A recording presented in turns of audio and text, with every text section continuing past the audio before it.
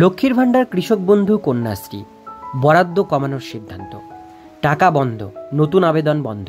আজকে ভিডিওটির মধ্যে দিয়ে ডিটেলস বিষয়গুলো জেনে নিন যারা যারা এই সমস্ত স্কিমের টাকা পান। ভিডিওটির সঙ্গে থাকুন, ভালো লাগলে লাইক করুন, চ্যানেলে প্রথমবার হলে সাবস্ক্রাইব করে পাশের বেল আইকনটিকে অবশ্যই বাজিয়ে রাখুন। তো চলুন ভিডিওটিকে শুরু করা যাক। পশ্চিমবঙ্গ সরকারের লক্ষ্মীর ভাণ্ডার, কৃষক বন্ধু, কন্যাশ্রী প্রকল্প হলো তিনটি মাস্টার স্ট্রোক।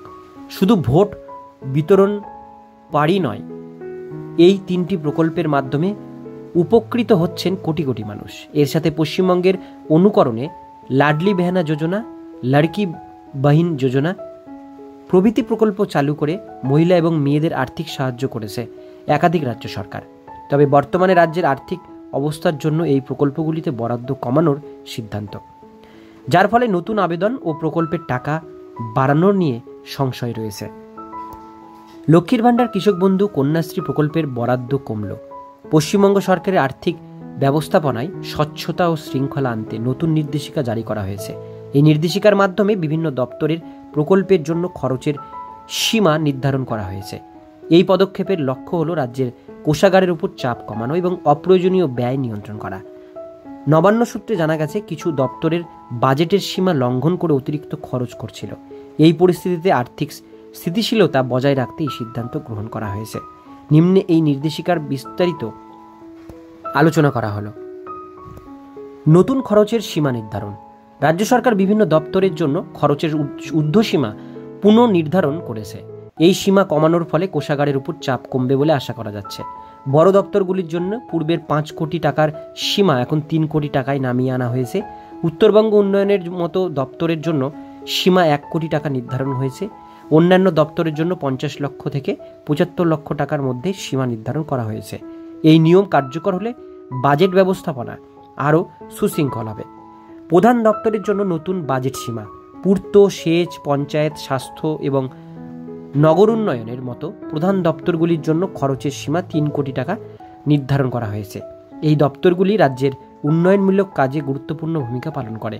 পূর্বে এই দপ্তরগুলি 5 কোটি টাকা পর্যন্ত খরচ করতে পারত, কিন্তু সীমা কার্যকর হওয়ায় প্রকল্পের ব্যয় আরও কঠোরভাবে পর্যবেক্ষণ করা হবে।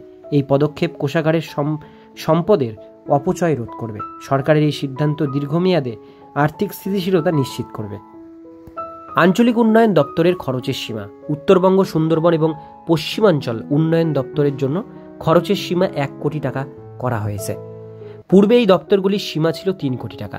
এই কমানোর ফলে আঞ্চলিক উন্নয়ন প্রকল্পগুলির ব্যয় আরও নিয়ন্ত্রণ হবে। সরকারের লক্ষ্য হলো এই অঞ্চলগুলির উন্নয়ন অব্যাহত রাখা।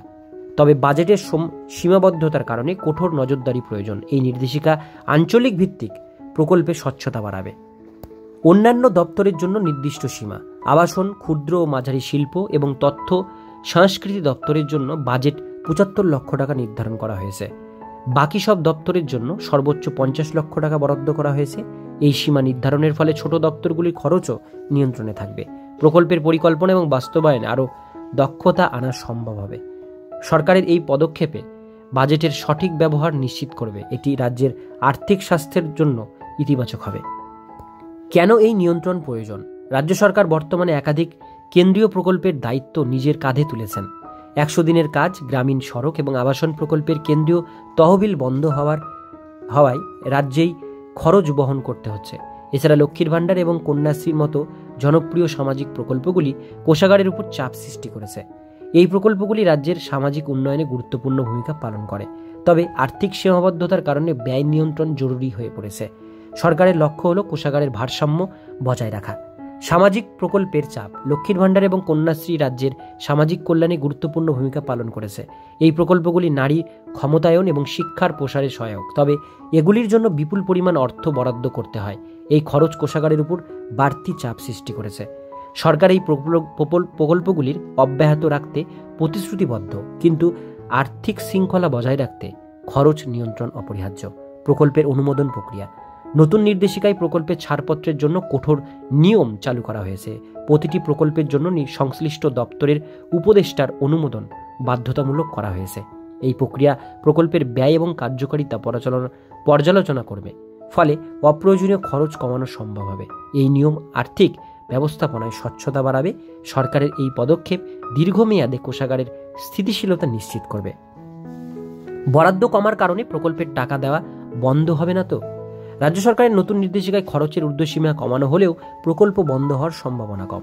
এই পদক্ষেপের লক্ষ্য হল বাজেটের সঠিক ব্যবহার ও আর্থিক শৃঙ্খলা নিশ্চিত করা, প্রকল্প বাতিল করা নয়।